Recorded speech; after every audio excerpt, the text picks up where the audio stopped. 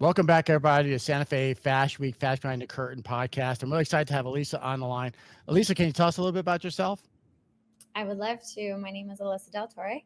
I'm a former Miss United States 2018. I have an extensive history in beauty, fashion, business, and marketing. So I'm really excited for this conversation. Thank you for having me on. Definitely. So you're based out of Miami, is that correct? Mm-hmm. Cool. So tell us your journey into fashion and modeling. It all started when I was three. Actually, my grandmother was the assistant for the head of Dayton's in Minneapolis. And they would do these huge fashion shows every single year. And she recruited me and my brother as tiny little ones to go out and start doing the runway. So I have been a friend and fan of fashion my whole life. And then eventually got into swimwear, other runway, print ads, and promotional marketing, traveling all over the US doing that. So it's been exciting. That is exciting. So obviously you're in Miami, so the swim scene must be pretty big. Have you ever been involved like in Miami Swim? No, this year though, potentially. I'm currently talking with a couple of the houses that are putting on shows. It's going to be in just a couple weeks. The casting is going on right now. So keep an eye out. Maybe you'll see me. Who knows? Maybe I will. Maybe I will. So what's that process been like so far for models that are looking to maybe walk in Miami in the future? Yeah, a lot of it is looking at the different houses that are putting on the productions and the shows. The designers, there's a bunch of designers in each of these productions, and they go literally all day long. So they have group casting. So a bunch of designers are coming, they're hosting castings, got to submit photos, your measurements, then do in person castings, try on their bathing suits or apparel, whatever they're going to be showcasing. And, each designer has their own look and feel that they're going for or body type that they're going for. So I always tell the girls, if you're ever trying out in casting, don't take it personal because it might have nothing to do with you and things that you can't change.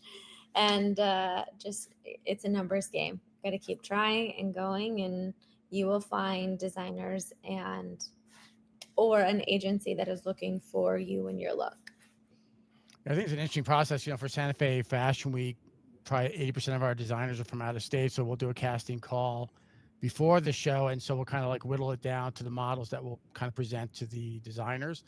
And then the way we do it is we don't post those models ahead of time for designers to pick online, if you will, because sometimes if the designer shows up and that the model doesn't show up, that's a situation. So we'll do like a mass casting, if you will, whittle it down, and then the day of the show, we'll have designers pick the models. But then it's a little challenging then too, because for us, we'll have maybe 10 to 12 designers, and with the quick change and stuff like that, some models are more popular than others, let's say. And Yeah. so sometimes every designer will want that model. We'll have to explain to them, no, that model needs a break or time to switch outfits. And then sometimes there's hard feelings between the models because they don't get picked as often as they want. But again, at the end of the day, like you said, it's really up to the designer what models they want to work with. Yeah, absolutely. And sometimes it comes down to height with the garment. There's many times I've been turned away because I'm only 5'4". So there's some sample pieces that they're too long. Even if the highest heels that I put on, I now make that gown look too big or frumpy or like it bunches at the bottom. Like it's not going to be the best display of that item as well. So it doesn't always have to do with the model. It literally has to do with like the things that you can't control, right? Let's say, there's a designer, they're like, I want all blondes this Mm-hmm. time because we're doing like a blonde spring season, whatever.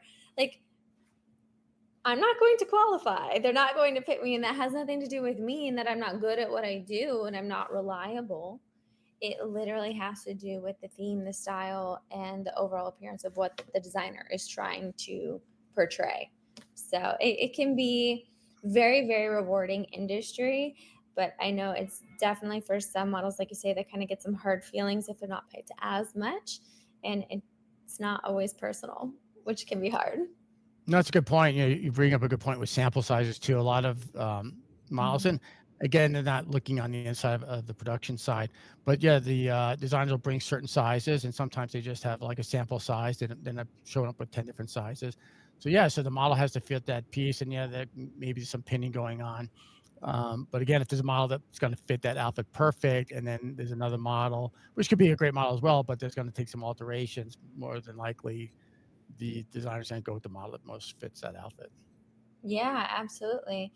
And speaking of pinning it or taking it in, doing alterations to their sample pieces, that can be hard and costly for the designer too, because they run the risk of ruining and damaging their sample pieces, right? Like this is their art, this is their career, this is their craft, so we also have to be respectful of that. And that's why I say it's a numbers game. The more you put yourself out there, the more you go to castings, send out your comp card, communicate with people, and tell people what you want to do in your career, the better off you're going to be. And you will eventually find places, people, and companies and designers that you are a perfect fit for.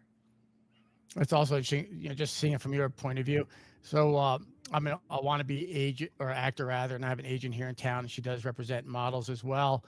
And there's really not a big modeling scene here in Albuquerque. I mean, there's really no magazines and stuff like that. So there's not a huge opportunity for them. But it sounds like you're also doing outreach as well. I mean, sounds like you're reaching out to designers, and can you walk us through that? Yeah, absolutely. And we had a small discussion before about like the agencies and designers and reaching out. So just because you finally get signed to an agency, that doesn't mean your entire career is planned out and you're set for life and you're going to get all the work. You're still in competition with their other huge portfolio of models. And again, it's up to the designer and the client who, what, and how they want to book out their models. So you're not necessarily going to get picked all the time for that. So, as somebody who is independent contractor or a model and wants to make a career in that, it's no different than being an entrepreneur or a business owner. You have to create your own leads. You still have to go out and sell yourself, right? Like sales and marketing is it's truly the best skill no matter what you're doing because you still have to sell yourself as a model. You should be talking to designers and companies and different agencies, multiple agencies. I'm personally not a fan of the exclusive agency contracts for that reason because again then you're leaving your entire career and destiny in the hands of one agency. And let's say there's a certain season or fashion trend or whatever else that you are just not that right fit for, you're now going to get benched or be on the back burner potentially, and you signed an exclusive contract. So outreach is huge and not being afraid to put yourself out there. Again, it's speaking up, being very polite, being very respectful, collaborative, learning about the designers and the companies that you want to work with, and exploring how you guys can be a benefit to each other. That's the part of sales, right? So even Mhm. as a model, are you local? Do you have the look and size that they've been showcasing? Or do you offer something unique that they don't have that you can pitch to them as something valuable, right? Um, there's different connections, or if you're traveling or if they're sending you something and you're like, hey, I already have a photographer booked, we're going on location here, is this something that you want to do? Like send me some samples, things like that. Like there's so many different ways that you can collaborate and make money and grow in that career. That's a good point. I know her phone is sometimes blowing up too because the models are signed and they're expecting work like every day or something like that. It's kind of silly, and so like, why haven't you booked me yet? Aren't you doing enough? And yeah, I think networking, obviously is powerful. So, do you see yourself more as a runway model? You do more print, or kind of like what? Excuse me, what kind of modeling have you been doing?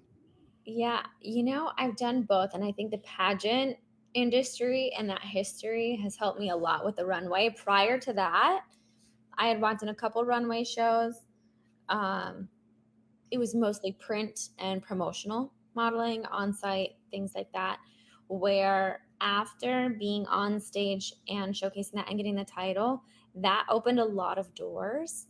And it's something unique. That's one of my unique differentiators that I can offer when I Mhm. am reaching out to people, that um, the height doesn't hurt me as much, I guess you Right, could right. say, where they're willing to like have me as a feature and walk a lot of runway. So I've done a lot of runway work after the title.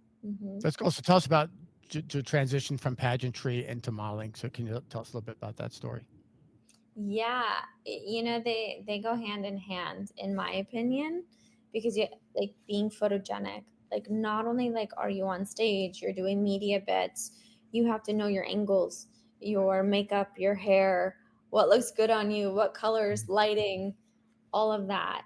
And that's where the pageant really develops a individual as a whole and gives you skills that I haven't seen in any other industry. So I'm a huge proponent of pageants and encourage everybody to get involved in them. mhm, But when it comes to modeling, there's different skills with that too. Because if you're just doing print or photo shoots, you still need to know hair, makeup, lighting, and your angles, right? And what looks good on you and mhm. different shapes, because that can help you work with designers or whatever type of photo shoot that you're doing. But then it's what poses, right? Like, Mhm. how do you stand out? How do you feature the product the best way? Because again, now that you sold yourself and you're actually working with the designer or photographer, you now then have the next job of selling the item that you're wearing. You got to make it look good. You got to showcase the features.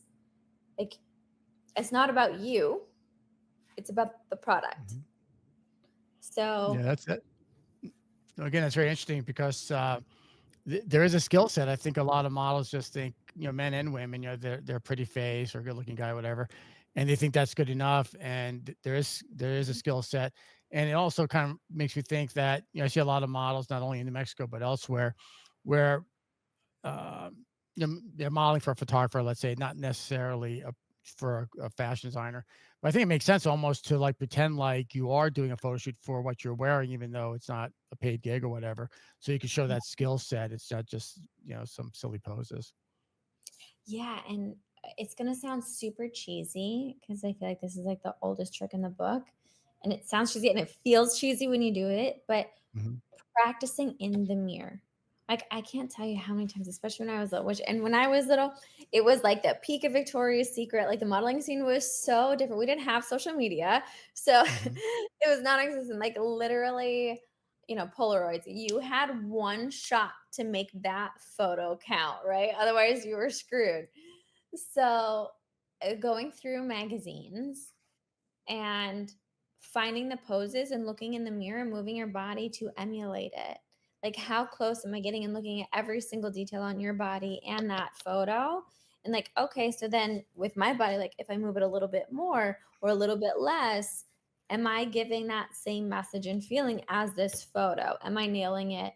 And then really having that memory in your body and having a group of poses that are your go to, that look good and showcase whatever you're wearing in a good fashion, right?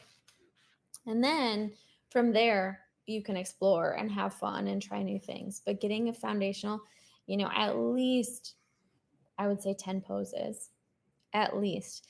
And five if you're just doing social media stuff, and if it's personal, but at least 10 if you are at the beginning of your modeling career. Because when you get on site with a photographer, a designer, they're going to expect you to be versatile, right? So even moving from position one to position two, right? Like, you're going to get the photos in between each of those positions, which is great, but they might not always look great.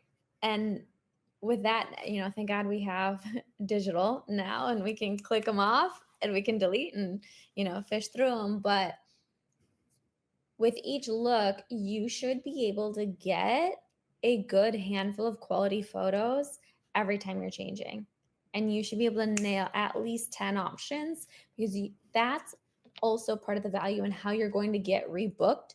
If you produce really good images and it's easy for them to work with you and they don't have to give you so much direction, like, that reduces their overhead, that reduces the time, it reduces the stress for them, right?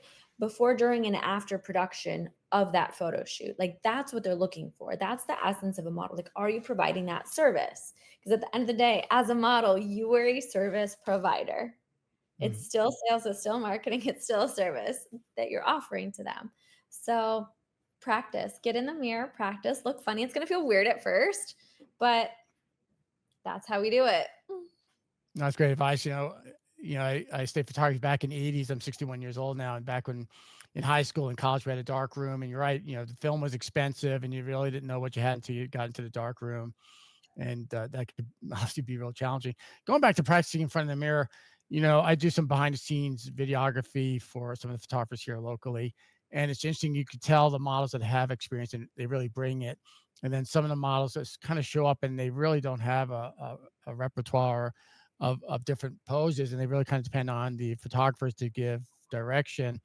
And it's hard, it reminds me of me going out for a casting call or I rehearse with some of my acting friends and I'm not prepared. I didn't learn my lines and stuff like that. And then it makes it harder for the person who's reading lines with me because like, God, Steve, didn't you do your homework? And again, with models, again, I think they go back to like, oh, I'm very attractive and I just could pose. And it's hard. It's a lot harder than it looks. And leaning on the photographer. Sometimes the photographer doesn't even have like, you know, the poses that they even think, or how do you explain that to the model, like pose this way, pose that way, and then they look stiff or they're just the confidence isn't there, because they're again, going back to acting is concentrating on getting my lines out rather than acting, and I think for the models it's the same thing. You have to be kind of an actress and know your poses. Exactly. And I love that you said that because a photographer's job is supposed to be like his expertise is lighting, angles, and making sure that the photography is good.